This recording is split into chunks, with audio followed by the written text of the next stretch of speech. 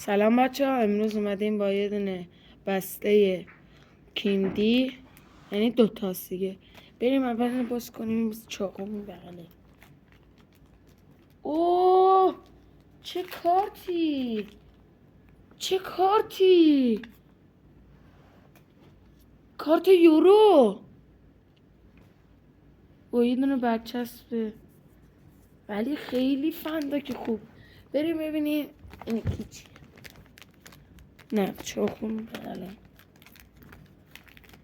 این کارت امضا، این از راهنمای بازیه با یه دونه برچسب رو. واو، خیلی کارت حقیه، نگاه کنید.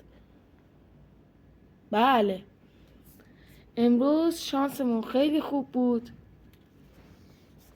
و اگه خواستید دوباره از این ویدیوها براتون بگیرم فقط کافیه 20 تا لایک بکنید. این دفعه 5 تا بسته میگیریم. من زیاد با اونی که بسته ها حال نمیکنم، هم چیزه ولی هم شانسشون کمه. اینا بهتره. و بریم اگه 20 تا لایک شد با 5 تا بسته میایم. خدا حافظ.